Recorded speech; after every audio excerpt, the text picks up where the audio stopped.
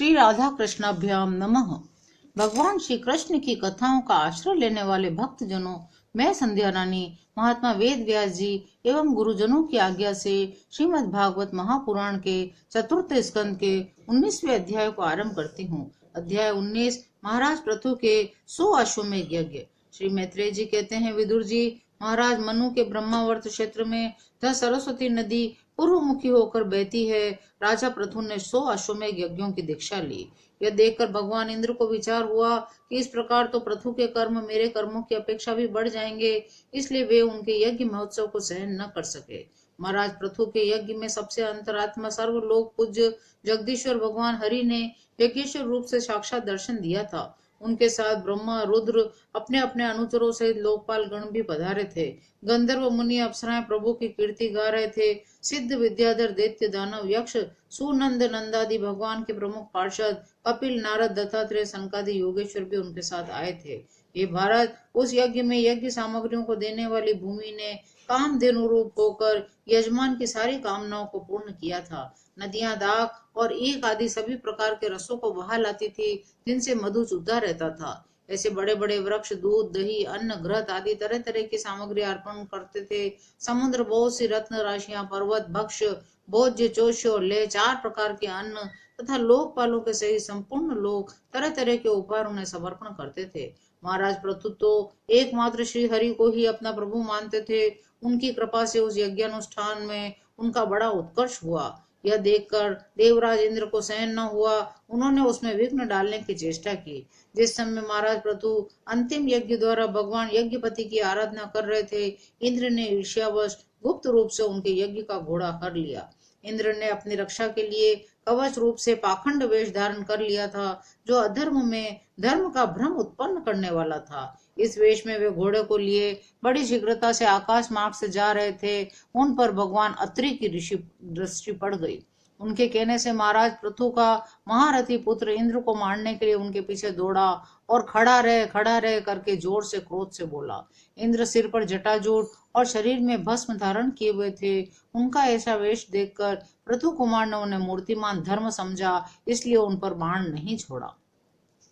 महर्षि अत्रि ने पुनः उसे इंद्र को मारने के लिए आज्ञा दी। वत्स, इस देवता धम इंद्र ने तुम्हारे यज्ञ में विघ्न डाला है, तुम इसे मार डालो। अत्रि मुनि के इस प्रकार उत्साहित करने पर पृथु कुमार क्रोध में भर गया। इंद्र बड़ी तेजी से आकाश में जा रहे थे।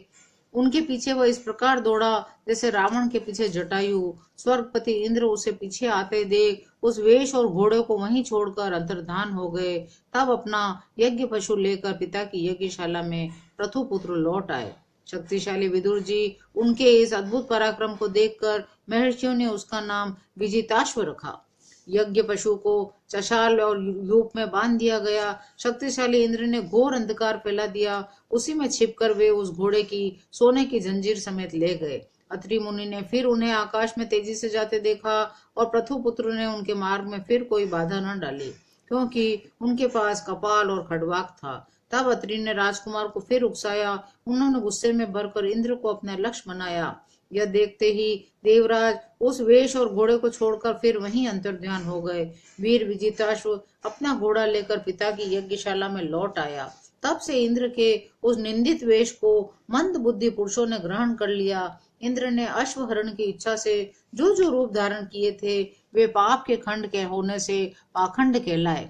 इस प्रकार पृथु के यज्ञ का विध्वंस करने के लिए यज्ञ पुरुष को चुराते समय इंद्र ने जिन्हें कई बार ग्रहण करके त्यागा था, उन्हें नग्न, रक्तांबर और कापालिक आदि पाखंडपूर्ण आचारों में मनुष्यों की बुद्धि प्राय मोहित हो जाती है, क्योंकि ये नास्तिक मत देखने में सुंदर हैं और बड़ी बड़ी युक्तियों से अपने पक्ष का समर्थन करते हैं। वास्तव में ये उपधर्म मात्र हैं। लोग भ्रमवश धर्म मानकर इनमें आसक्त हो जाते हैं।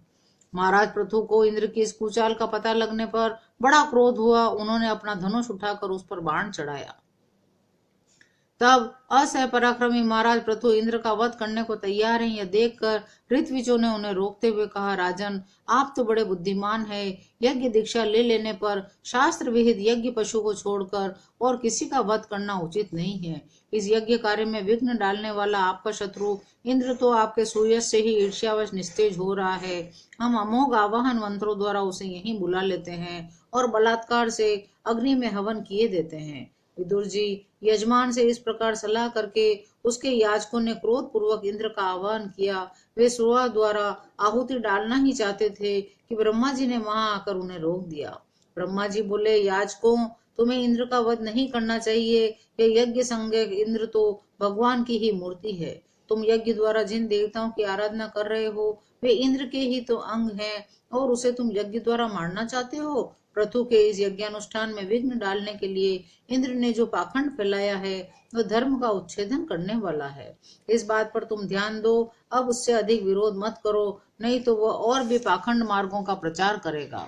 अच्छा, परम यशस्वी महाराज पृथु के 99 यज्ञ रहने दो। फिर राजर्षि पृथु से कहा, राजन, आप तो मोक्ष धर्म के जानने वाले हैं, आपको इन यज्ञानुष्ठानों की आवश्यकता नहीं है। आपका मंगल हो। आप और इंद्र दोनों ही पवित्र कीर्ति भगवान श्री हरि के शरीर हैं, इसलिए अपने ही स्वरूप बुद्ध इंद्र के प्रति आपको क्रोध नहीं करना चाहिए। आपका यह यज्ञ निर्विघ्न समाप्त नहीं हुआ, इसके लिए आप चिंता न करें। हमारी बात आप आदरपूर्वक स्वीकार कर लीजिए। देखिए, जो मनुष्य विधाता के बिगाड़े हुए काम को बनाने का विचार करता है उसका मन अत्यंत क्रोध में भरकर भयंकर मोह में फंस जाता है। बस इस यज्ञ को बंद कीजिए। इसी कारण इंद्र के चलाए हुए पाखंडों से धर्म का नाश हो रहा है, क्योंकि देवताओं में बड़ा दुराग्रह होता है। जरा देखिए तो, जो इंद्र घोड़े को चुराकर आपके यज्ञ में विघ्न डाल रहा था, उसी के रचे हुए इन मनोहर पाखंडों की ओर सारी जनता खिंचती चली जा रही है। आप साक्षात विष्णु के अंश हैं। वे इनके दुराचार से धर्म लुप्त हो रहा था। उस समयोचित धर्म की रक्षा के लिए ही आपने उसके शरीर से अवतार लिया है। अतः प्रजापालक पृथु जी, अपने इस अवतार का उद्देश्य विचार कर आप भृगु आदि विश्व रचयिता मुनीश्वरों का संकल्प पूर्ण कीजिए। यह प्रचंड पाखंड पथ रूप इंद्र की माया अधर्म की जननी है, आप इसे नष्ट कर डालिए। श्री मैत्रेय जी कहते हैं, लोक गुरु भगवान ब्रह्मा जी के इस प्रकार समझाने पर प्रबल पराक्रमी महाराज पृथु ने यज्ञ का आग्रह छोड़ दिया। इंद्र के साथ प्रीति पूर्वक संधि भी कर ली। इसके पश्चात जब वे यज्ञांत स्नान करके निवृत्त हुए, तब उनके यज्ञों से तृप्त हुए देवताओं ने उन्हें अभिष्ट वर दिए। आदिराज पृथु ने अत्यंत श्रद्धा पूर्वक ब्राह्मणों को दक्षिणाएं दी तथा ब्राह्मणों ने उनके सत्कार से संतुष्ट होकर उन्हें अमोघ आशीर्वाद दिए। वे कहने लगे, महाबाहो, आपके बुलाने से जो पितर देवता ऋषि और मनुष्य आदि आए थे, उन सभी का आपने दान मान से खूब सत्कार किया। 19वां अध्याय यही विराम लेता है। शेष अगले अंक में। जय श्री कृष्ण।